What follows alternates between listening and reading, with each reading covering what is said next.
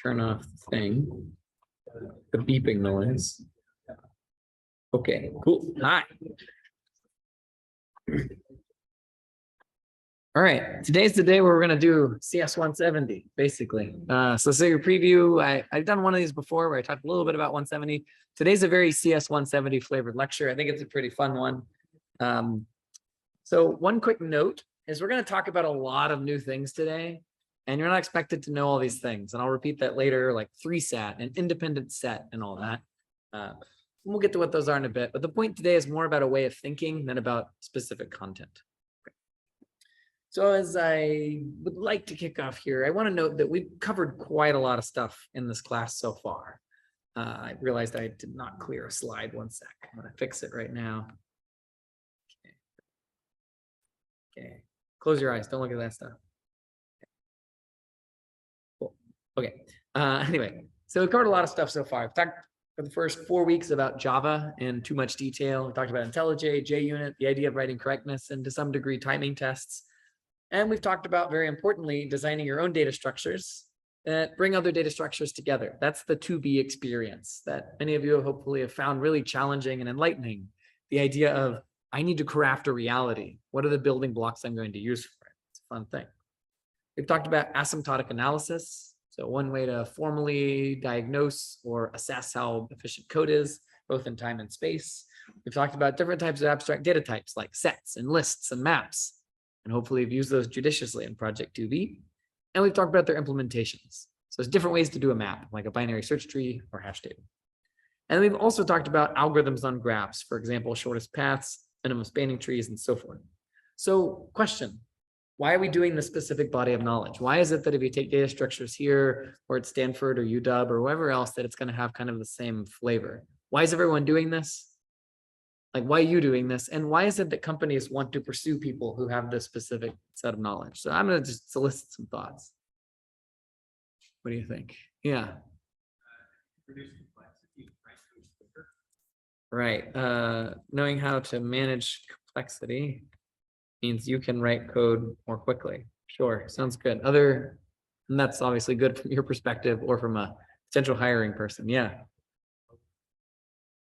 Right, distant algorithms are less expensive. Okay, so it's kind of mirroring the things I've talked about before in terms of, writing efficient code and writing code efficiently. Other thoughts? Yeah.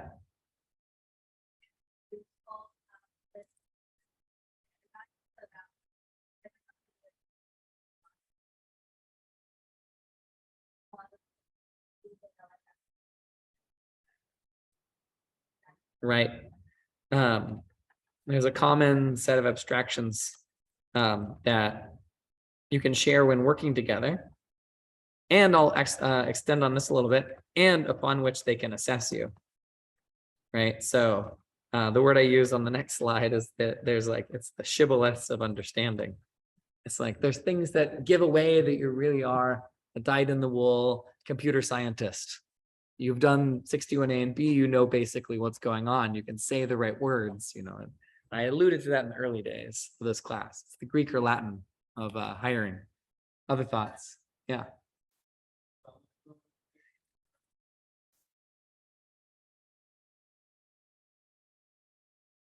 Right. Bacteria or other physical systems. Right. Absolutely. And, you know, good example of that is WordNet and Ngrams. So you're able to model the way that humans use English, and you have this interesting way to say, I want to find all the things that are dogs. That's a model of cognition, or not cognition, but of language. That's cool to be able to do. Anything else anybody wants to throw in there? All right. I mean, the other one I have is, we are transforming the way you think. Basically, we are, it's kind of redundant with what you were saying earlier, but the way you think, giving you more abstractions you can use as tools to solve problems. So I'm bending your brain. All the hard work you're doing, I think, is changing your brain in useful and positive ways.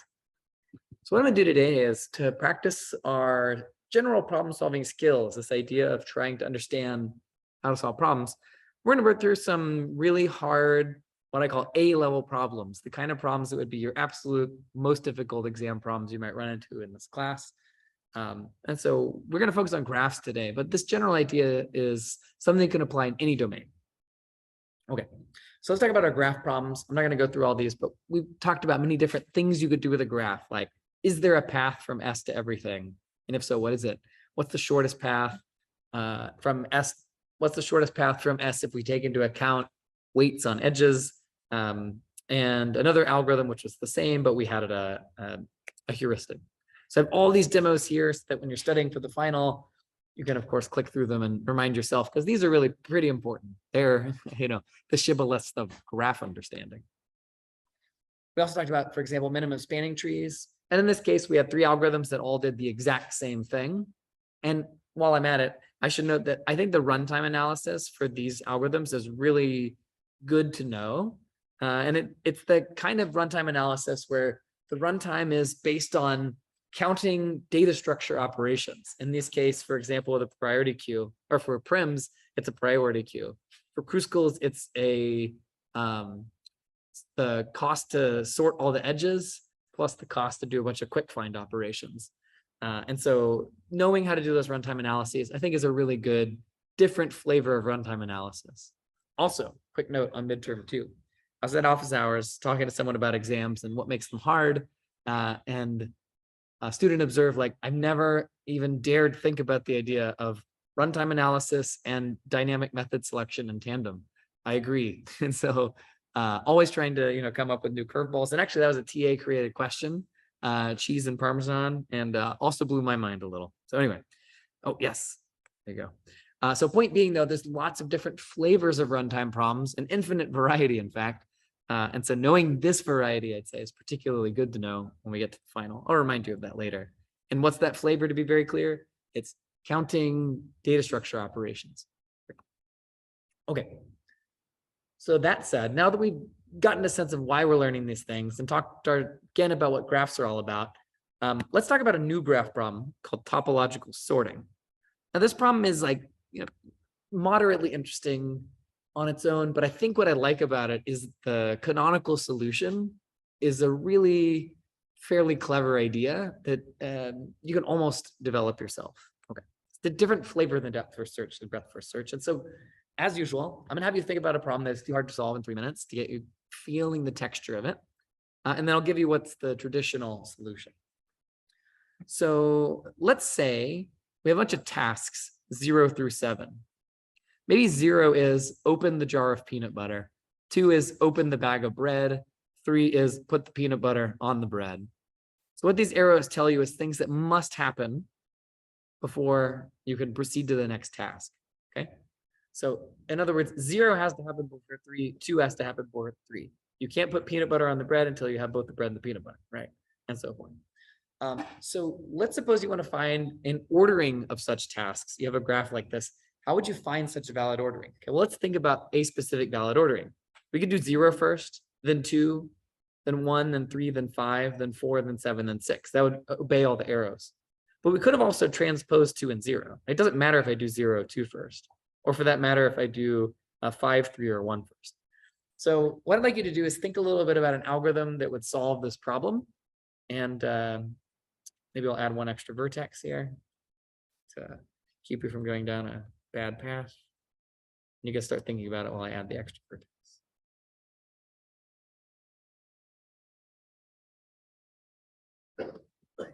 So this one is not going to be on the next slide, but I'm going to add it. Just something I said made me want to put it there. Okay, I'll give you guys like a couple minutes to think about it.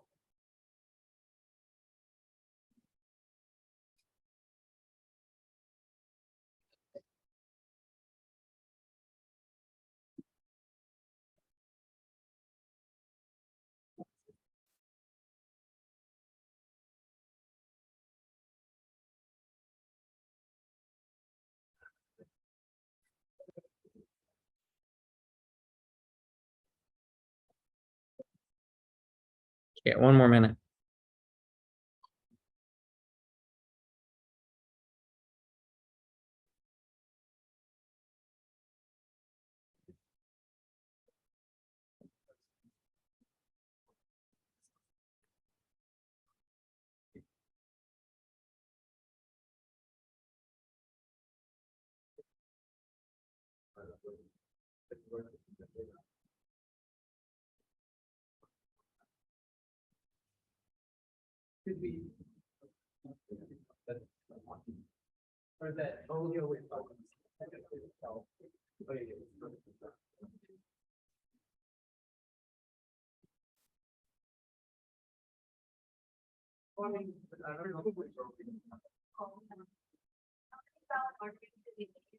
One. Yeah, not all of them. All right. Let's talk a little bit about this problem. I'll give you guys like, we'll just like very briefly talk maybe about one algorithm other than the real one. Okay, let me make a copy of this thing. Okay, anybody have an idea that's not the idea that you got from looking at the slides later? Because that's cheating. Yeah. So this you could go over all of the nodes of the graph, and if node has no edit pointing at it. Right, because I'll call those in degree 0 nodes. Yeah. Then move that node and all the edges that it had coming out of it, and add it to your list. List. Interesting. So you got 0, 2, and 8 in a list. Yeah. And okay. You'll go over again. Mm-hmm. There's no nodes. Right. So find all those 0, 2, 8. Okay. Do all the n degrees. Yeah. Then that might work. That's cool. Interesting. Does that break anywhere?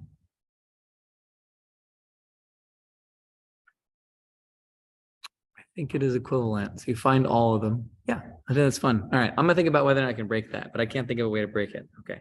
I think that's a cool algorithm. Right. Okay. So someone just asked, what if you have a circular dependency? So I think that's a good question. Let's say we have something like that. What do you do then? It's an interesting question. There's sort of a snarky answer. I heard someone mutter over here. I think. The algorithm breaks, yes. But the problem also breaks. Because if you have a circular dependency, then you just, there's no valid ordering. Cool. Okay. So that's an interesting approach, that constructive approach or destructive approach. I'm gonna think about that one more. Okay. If it works, it's simpler than the idea I'm about to tell you, but as you notice, less efficient. Okay, here we go. Why is part of my screen missing? This is a new one. Okay. I'm gonna full screen it, and hopefully that just fixes my life. Okay. All right. Here's the canonical solution that you would find in the Princeton algorithms textbook. That is quite similar to yours, but in reverse in a way. All right. So this is the canonical solution you'll see out there, which is you find every vertex in degree 0, just as you described. And then what you do is you run a DFS traversal, and you don't clear the markings in between the traversals. And what you're going to do is, as you run it, you're going to record the post order in a list, and then the answer. And I don't know if I said this out loud very carefully, but a valid ordering, the thing you're trying to find in this problem, is known as a topological ordering. Like these things are all called topological orderings for reasons I'll explain in a moment.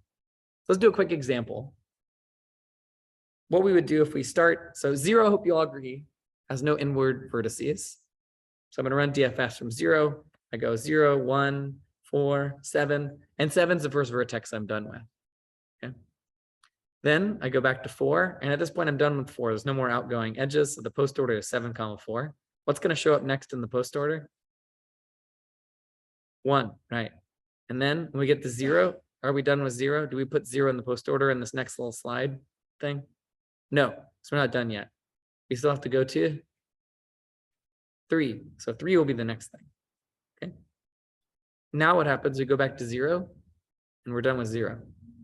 Okay, so that handles basically like 0's children, but we haven't considered all tasks. This is just opening the bread or the peanut butter. I forget which one 0 was. So what we do now is we do another depth first search, starting from another arbitrary vertex with n degree 0. And that will be 2 in this case. And by n degree, it means there's no inward edges.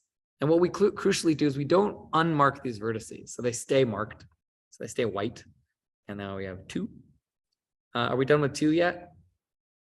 No, we got to do 5. Okay, we go to 5. We done with 5 yet? No, we go to 6. We done with 6? Yes. Okay. What's going to be next in the post order when it appears here on the slide? 5 and then 2. Okay. So this approach gives me this post order 7413065 and very crudely thinking, you're thinking of like 7 is the thing it's the first thing we finish with DFS. And so in an ideal situation, we know that 7 is somewhere deep in the tree, or sorry, in the graph. And so if we just flip this order around, it turns out, if we turn this 7413065 around to 2560347, this is a valid topological ordering. That is, if I do task 2, then 5, then 6, good. Then if I do 0, then 3, then 1, then 4, then 7, it works. Okay. Now, the point of this algorithm is not so much to teach you a new algorithm, but to give you a different flavor, like an idea that you would never have had probably. Like run DFS from all the in degree 0 vertices, not clearing marks in between, record the post order and flip, right? So a lot of graph problems out there, if you look at interesting solutions to real world questions people ask about graphs, they have this kind of clever flavor. Another example would be find all of the connected components of a graph. That has a very similar flavor. The canonical algorithm for that called Kosaraju's algorithm, which I won't teach, but it's like take a graph, construct some related graph, run some search on it, and flip something around, etc. So I think these are really cool little problems. And I'll talk about that general philosophy in a bit. But this is an algorithm. I'm going to prove it to you today because that's in the exam prep worksheet. At least it was last semester. I was asking Crystal if she was going to keep it. Hopefully it's there. But I don't want to prove it because I just wanted to give a texture of another algorithm. And I'm very curious because this algorithm seems more complicated than the one you came up with. But it is more efficient, with the exception that in this case, I had to still find the in degree 0 vertices. And there's a fix for that that makes it a little more efficient. I just won't tell it to you today. Yeah, cool.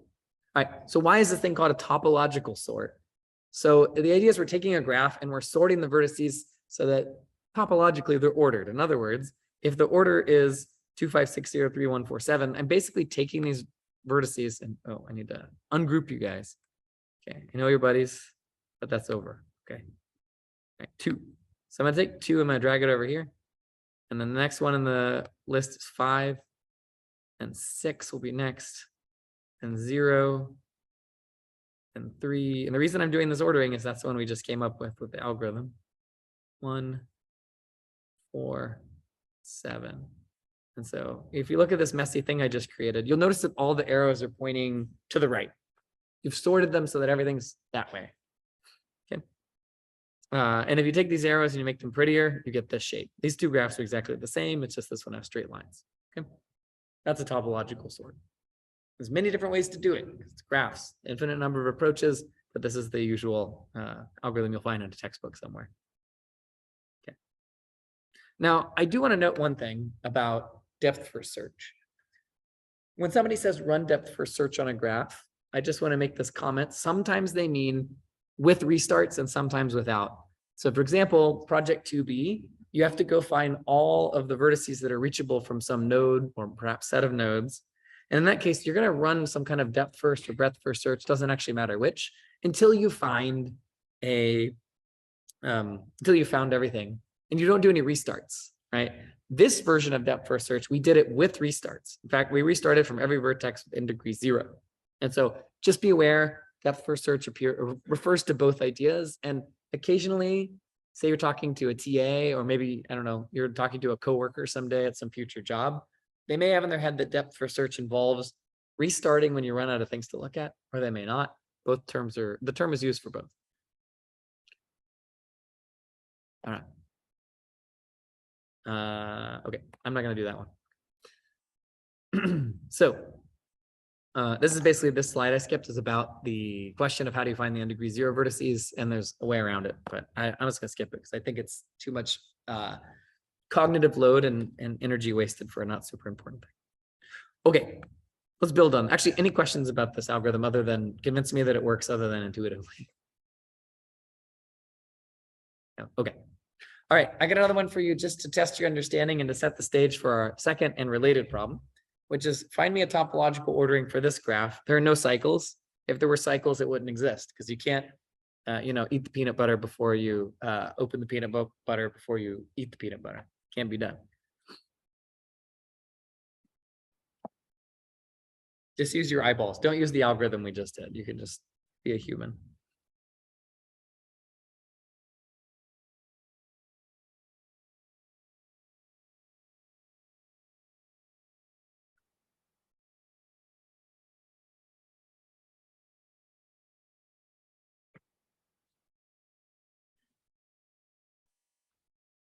Okay, so you have to do 0 first, clearly.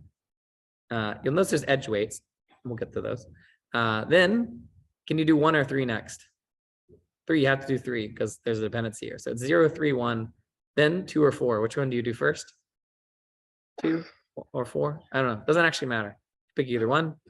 But you have to do 2 and 4 before you do 5. Okay. So there's 2 orderings. 2 before 4. Oh, you do, because that arrow, I'm sorry, I read this arrow wrong. I didn't even think about the fact that arrow existed. Thank you. Another $1.77. Anyway, 0, 3, 1, 2, 4, 5. Yes, thank you. Okay. 0, 3, 1, 2, 4. Yes. Now, if you do it in terms of that algorithm I just described, then it would be 5, 4, 2, 1, 3, 0. Okay, that's the DFS post order. Flip that around. Okay. And so again, you can think about a topological sort as an ordering of tasks. So this graph, if you want to think about it in a topological order, it looks like this instead. It's a little prettier like this way, right? It's like, this looks like a nice, cozy place to rest. This looks like less so, in my opinion. I mean, this is just the kind of place I prefer sleeping, like piles of hay. But maybe you like to sleep on top of like car jacks. And I do not judge. It's totally fine. Anyway. So a topological sort, relating back to the question you asked earlier, it only exists if a graph is directed and acyclic. What is that? Acyclic means there are no cycles. So this term you might have heard before, directed acyclic graph, is a very special subclass of graphs that is used for all kinds of real world problems. And so as a result, I'll give it a name, DAG, directed acyclic graph. And so for the graph below, again, back to what we said earlier, there's just no possible ordering where all the arrows are respected because you have to do 0 before 1, before 4, before 7, before 0, before 1, etc. Okay. So DAGs, they work in a lot of real world applications. And because of their simple structure, that there are no cycles, there's a lot of graph algorithms that only work on DAGs, such as the one we're about to do. Okay. So new graph problems. All right. The one we just did right before we started the section was finding a topological sort. Okay, so we can do this in V plus E time with that demo we showed before. This runtime I did not tell you. All right. So now let's talk about DAGs. Now that we really understand what topological sorts are, hopefully, let's talk about trying to find a shortest path on a DAG. So it turns out to be a special case that will be useful to us. Okay. So question as a warm-up. What is the shortest path tree for the graph below? And this is straight out of the 170 textbook this time, using S as the source. So in what order, actually, a second question you're going to ask is, in what order will Dijkstra's algorithm visit the vertices? So figure out what the shortest path tree is, and then figure out what order Dijkstra's algorithm visits the vertices. It's kind of a little reminder / warm-up.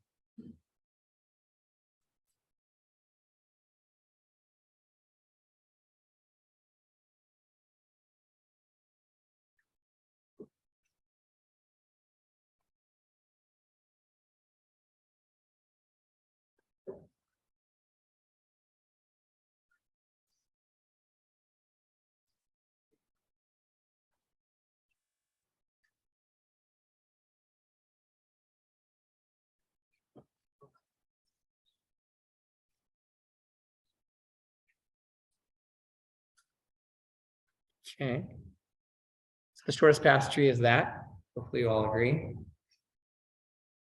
And the distances, I got a magenta, my favorite distance color. This is total distance from source, 1, 2, 7, 5, 6. In what order will Dijkstra's algorithm visit the vertices? It's technically on the slide, but I want you to only look at the graph part. How do you know? Like, without actually running Dijkstra's algorithm, if I just gave you this graph with these magenta numbers, what orders does Dijkstra's visit them in? Some of you might have learned this well. Actually, no, you didn't, because it wasn't on midterm too. Yeah. Increasing order of distance from the source. So interesting property I did not explicitly raise when we taught Dijkstra's algorithm is that Dijkstra's will always visit the vertices in the order of these purple numbers. I mean, I said it implicitly by saying you visit in best first order, but you know, just once you have the answer, once you have the shortest paths tree and you have all these magenta annotations, you can say Dijkstra's clearly started at 0, then did 1, then 3, then 4, then 5, then 2. Handy tip for exams. Okay, 0, 1, 3, 4, 5, 2. That's the order of the magenta numbers. That's how Dijkstra's works. Okay. Now here's a problem. Suppose we allow negative edges. In that case, as I noted, Dijkstra's algorithm can fail to find the correct answer. If you actually gain money or lose, like if your driving time decreases, if you drive the special road which sends you back in time, then you want to use that road potentially. So for example, this is Dijkstra's algorithm just before vertex 2 is visited, right? So we're just about to visit vertex 2. Remember that it was late in the process, okay? Changed my graph just a little bit, right? Yeah. So we're just about to visit vertex 2, and we haven't been there yet. And the problem is that this minus 20 is, if we actually run Dijkstra's algorithm, let's see. So what'll happen is that the relaxation on 4 will succeed and we'll correctly update this to be minus 13. But because we've already visited this vertex, we're not going to then relax this edge again. Does that make sense? So this is Dijkstra's running. You just let it go. You'd get to this point and you would say, okay, you know what? Oh, I get it. If I'm at vertex 2, I should really use this road. So this one's actually only minus 13 away. But then where Dijkstra's fails is not taking into account the next logical step, which is the distance here should actually be what? Negative 12. So it turns out there was a better path to get to 5. So the problem was Dijkstra's was being greedy, but you can't be greedy in this way when there's negative edges. Okay. So this is an example of when Dijkstra's failed. Any questions about this, actually? Sorry. I feel like I presented this somewhat sloppily.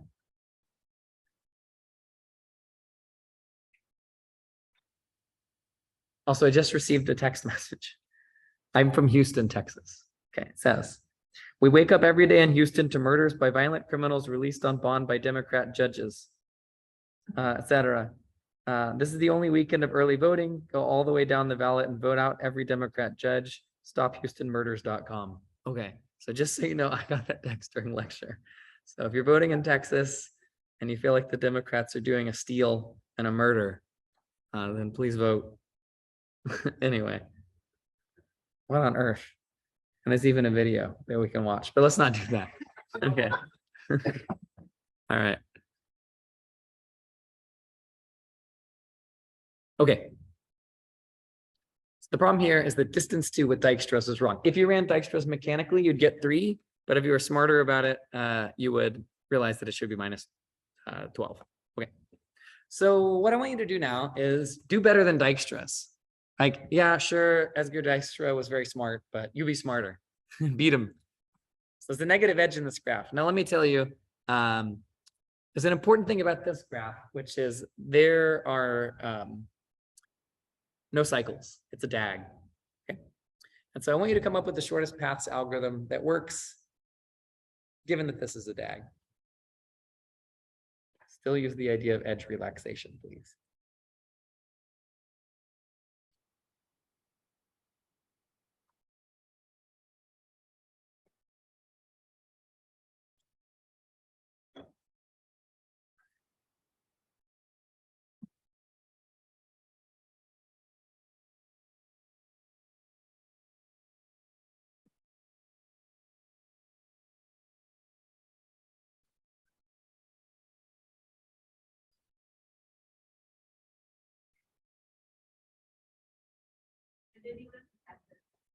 I lived in Texas from when I was born until I was 23. It was a good escape. My parents still live in the house I grew up in, though, which is cool.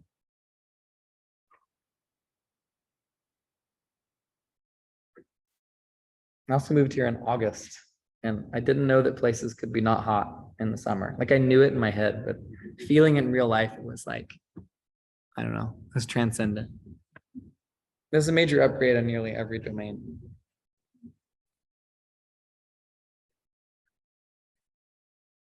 Perhaps because of the reduced number of murders due to the lack. Oh wait, no, they probably have Democrat judges here too. Never mind. Okay. Okay. So, okay, I'm gonna give you guys an algorithm. I'm not gonna let you tell me this time. I'm just gonna spoil it. So you need to relax them, and actually, I'm gonna do it semi-spoilery. So you need to relax them in some order. So which one order you might relax it in? Just lazily, because you're here today at this lecture and because of stuff we've been talking about. What do you think? Wild ass guess. Let's go. Yeah. I don't know if this is the right idea, especially using the relaxed operations really, but if you Nope. Banned. Has to use relax. Go. We'd sure covered a topological ordering earlier. Yeah. Okay. How would we use the topological ordering concept? What do you think? Seeing some literal head scratching.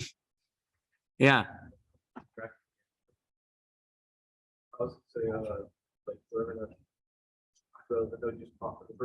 Yeah.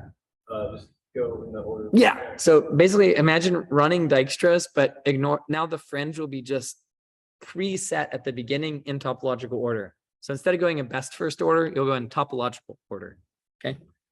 Now I'll convince you this one, I think that it actually works. So basically the idea is visit the vertices in topological order. On each visit, you relax all the outgoing edges. And what's crucial about this, the reason it works is that you only visit a vertex once all upstream information is available. Okay, so here we go. Let's imagine trying to do topological ordering. If you actually try to run this algorithm, you would first take this graph and find a topological order. You would compute the sequence 0, 3, 1, 2, 4, 5. That runtime is V plus E. It's a series of depth first searches. I didn't prove this runtime again.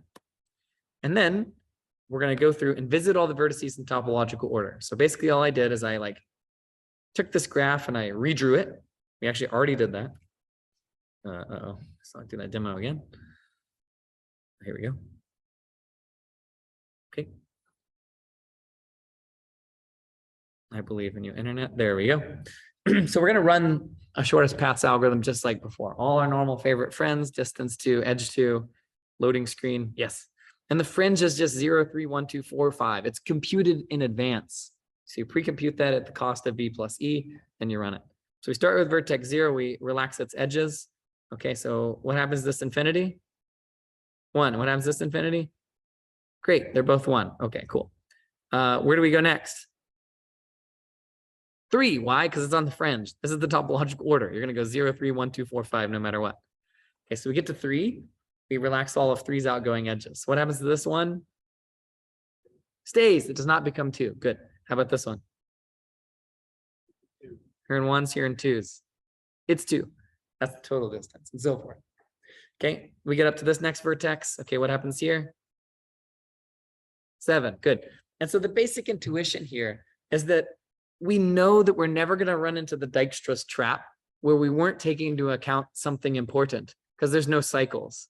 In other words, this is definitely, there's no possible way that there could be a better way to get to 2. Why could there be no better way to get to 2? It's because whatever this graph is, there could be 100 billion edges over here instead of just 2. But we know that none of them point back at 2, right? And we know that none of them point back at 1 or 3 or 0. There's no cycles in this graph. So when we get to 2, this stuff is locked in stone, and this stuff cannot possibly affect anything earlier because no edges pointing back. It's kind of like selection sort in a way, I guess. It's like you've already put the small things on one end, so you don't have to worry about them anymore. Here, we've already covered the things that were at the beginning of the graph. Nothing points back at them. Yeah. Not a math proof, but I hope the intensity of my emotional conviction convinces you to vote to stop Democrat judges. By the way, if you're, I'm joking about all the not voting for Democrat judges stuff. That's not totally clear. Just want to make sure that just deadpan reading this political text, just in case you're not native speaker and are wondering why I'm talking about all this. All right, anyway, so you keep going, you end up with this. That's the answer. It worked. Yeah.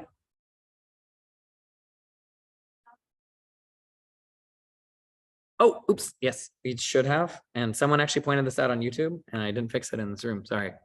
If you look at the actual demo, I did actually consider it. I just didn't do the expanded size. Okay, it's the downside of manually typesetting all this. Positive is I have total control over what it looks like. Downside is I make mistakes. Anyway, all right. Oh, anyway, you got the idea.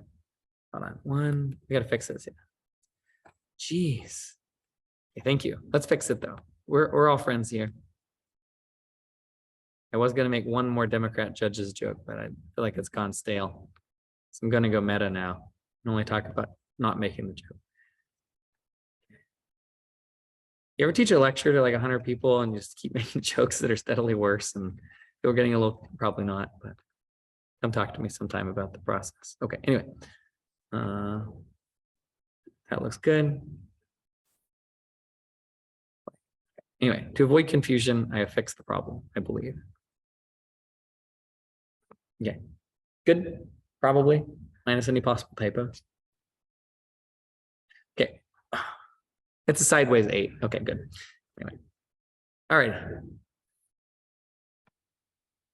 Okay, so that's this algorithm.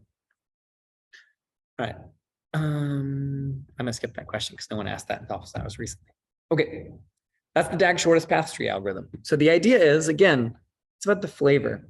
I want to find the shortest paths on a directed acyclic graph. So first I'm going to compute a topological ordering using the first algorithm, and then I'm going to relax edges out of each node in that order.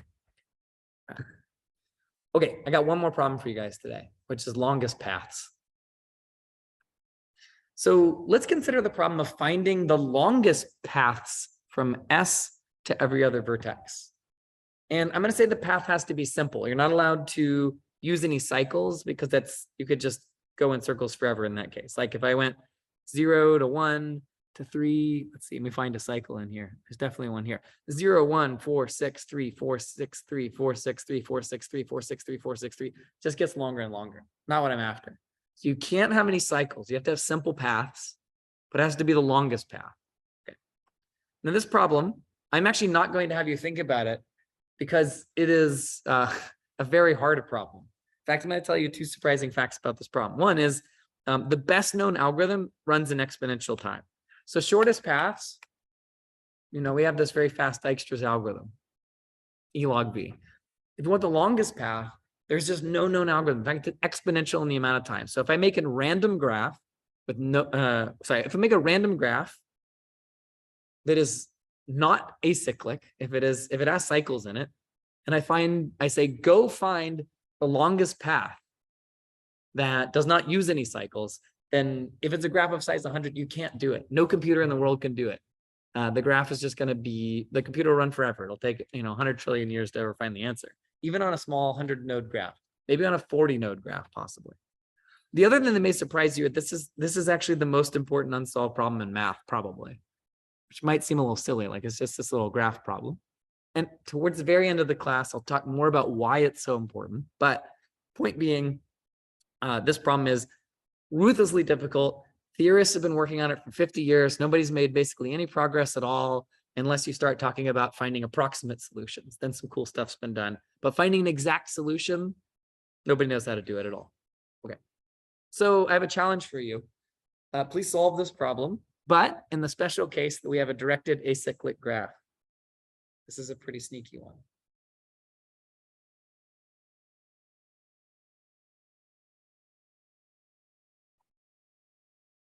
It's a DAG. That's crucial.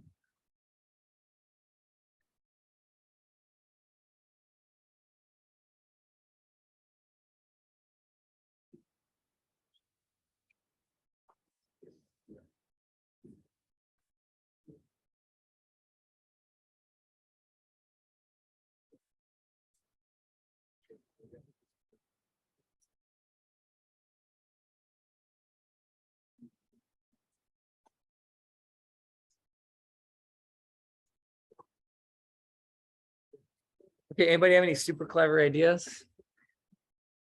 Yeah.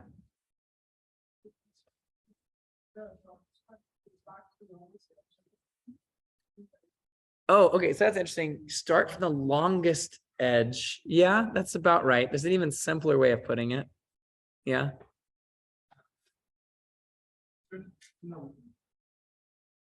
longest edge, like, there's like a bunch of little skips we might not have managed. Maybe, I don't know. But I think what if we started, we do a topological ordering, sort of the end of the topological. Start at the end of the topological ordering. I don't think it's going to get you anywhere. You're closer. I mean, your algorithm is basically right, but there's an even cleaner way to talk about it, I think. Yeah.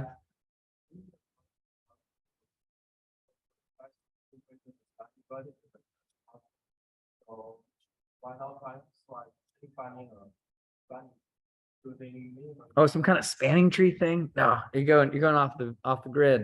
I don't think you're gonna get. I mean, there might be some solution in that order in that world, but I don't know what it looks like. All right, I'm gonna basically take your idea and just do it slightly differently, which is just flip all the signs of the edges so they're negative, and then run the exact same algorithm. It's the same thing as doing the algorithm, but using big as small, right? Just like the opposite comparator, but this one I think is like, in my opinion, slightly cleaner. I mean, maybe yours is just as good. Okay. So basically make a new graph where you just change all the signs, run the DAG shortest paths tree, which works with negative edges, as long as there's no cycles. And then we flip all the values again, and then the edge 2 is fine. So you get the longest path. Works perfectly well, but it only works if there's no cycles. If there's cycles, this algorithm will fail because the DAG shortest path tree algorithm only works on graphs with no cycles. Okay. So you end up with this. All right. So that is the longest paths tree for this graph for the DAG case. Okay. Now, kind of funny that this algorithm, which maybe I wasn't 100% convincing to you, but that is fairly trivial, that we're able to develop in class. But as soon as you throw a cycle in, it's the most important problem in math. I think that's a fun thing about graphs. Okay. Now, I want to note something. There's this Anat Sahai phrase you might have heard, which is mathematical maturity. You might have heard it elsewhere. And so I'll say that if you're somebody who's like really mathy, then this should seem just plainly correct. You know that DAG shortest paths tree works. So just flip the signs, it's going to be fine. There's no need to really prove anything, show any demos, that sort of thing. Now, what I'll note, though, is that many of you are at different stages of your math journey. And one of the things that you pick up in a class like 16A, 16B, 70, or 170, which this lecture is very strongly related to, is that mathematical maturity. Mathematical maturity, by the way, if you want the Wikipedia definition, is an informal term used to refer to the quality of having a general understanding and mastery of the way mathematicians operate and communicate. It is experience and insight that cannot be directly taught. Similar to the, I guess I'll call it, data structures maturity you get from Project 2B, right? It's just something you pick up along the way. So if those of you who are Math Olympiad people, maybe that seems plainly obvious. For those of you who are not so, you'll get there. Just throwing that out there. It's one of the things we're trying to get in your brain through these many years of hard homework. Okay. One exercise I'll convince you, or try and recommend to you. I didn't do it in lecture, but you might have said, but why is longest paths actually hard? Like if I were to sit down and really work on it from scratch, like the full problem with cycles, why do you run into trouble? I encourage you to try this out and try and develop an intuition for why it's hard. I think it's a good exercise, but if you don't, you'll do it in 170 anyway. Yeah. Anyway, all right, cool. Okay, so that's the core content of the day. These are the things that I consider fairly important, that there's interesting transformations of problems. But now I'm going to talk about a more philosophical idea in the last couple of minutes that gives a formal definition, or not almost formal definition, of the process we've been using. Okay, so the problem solving we did today probably felt different than other things you've done in homework assignments in this class or 61A. For example, for the DAG longest paths tree algorithm, given a graph, we created a new graph, right, that had negative edges. And then we fed it to a related but different algorithm, which was the shortest paths tree algorithm. And we post-processed it and we got an answer. This is extremely common in real world work. And in fact, it's the kind of thing that you've been doing, like on percolation. You took the computational chemistry problem and turned it into a disjoint sets problem. More generally, this is known as reduction. Now, reduction is an awkward term. To me, the verb is backwards, and I'll talk about this at the very last couple of lectures of the class. But the way that theoretical computer scientists put it is, because DAG SPT, shortest paths tree algorithm, can be used to solve the DAG longest paths tree algorithm, we say that it reduces the DAG shortest paths tree algorithm. So in the same sense that one way to think about reduction is, no matter how you climb a hill, like that, no matter how you find longest paths, there's lots of ways to do it. So climbing a hill, it reduces to riding on a ski lift, or being shot out of a cannon, or riding a bike up the hill, but all of them are solutions. And so the verb that people use in theoretical computer science is it reduces to. And so this is just an informal definition. The idea in the 170 textbook is the way they put it is, if any subroutine for task Q can be used to solve P, you say P reduces to Q. Now you can also define this formally. I have a link here if you want to know about it. And that's something you'll touch on a little bit in 170, but more so in say 270. Okay. So in the last couple of minutes, I want to show you a richer version of reduction. Now, this one we don't have time to really dig into. If you're very curious, I decided to spend a little more time kind of digging into the core content, but the fall 20 lecture, I did a little longer version of this. But I'll give you an example of just how these kind of reductions can be surprisingly rich. And so this is way beyond the scope of what will be on a final, but just want to give you a flavor. So an independent set for a graph is a set of vertices in which no two vertices are adjacent. So for example, we might say, in this graph, does there exist an independent set of size k, like 1, 2, 3, 4, 5, 6, 7, 8, 9? So is there a set of vertices of size 9 that exists where no two vertices in that set are adjacent? So there's no two red touching vertices. Answer for this graph, where n is 24 is true. Okay, so if you see k equals 9, n equals 24, this is the structure, it's true. Okay. Another problem is 3-sat. So given a Boolean formula, can I find variables that obey the Boolean constraints, just like a line of code? So x1 or x2 or not x3, and x1 or not x1 or x1. If I have a bunch of these 3 variable disjunctive constraints, so each one is 3 variables or together, which may or may not be knotted, and then we AND all those clauses together, is there some assignment that works? Okay, so an interesting point, and one which we have no time to really talk about, but I just want you to get a sense of this, is that interestingly, 3-sat reduces to independent set. So if I want to know, is there a set of variables that will obey this constraint?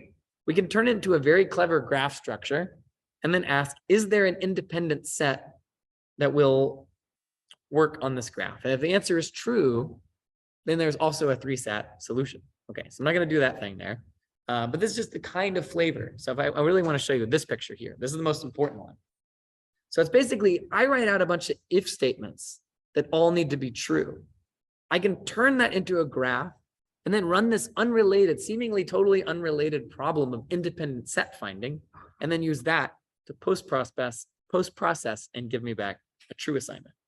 And what I think is so powerful about this is that 3-sat is not a graph problem. It's like a code question, like, is there some variables or values I can plug in and get the right answer? And then I get back a graph that then we transform back into variable assignment. And so if you think this kind of thing, just the texture I've shown you is cool, like 170 will really give you some deep looks at this. Okay. So the very last thing I want to say, but I'm gonna let you go, is that reductions is what we've been doing in the class. We've been taking problems and turning them into others. And that problem could be kind of informal or very formal. And so I'll leave it at that, and I'll come back to this topic at the very end of the class in a little bit of a bonus lecture, where we'll talk about why longest paths is so important. So I hope you enjoyed this kind of weird one. I have a video in here that I think is pretty fun, where the guy who, this guy, George Flynn, he has a cool video about IQ over time and abstraction. Watch it if you want. All right, that's it. Sorry I talked about Democrat judges for 2 minutes today. See you.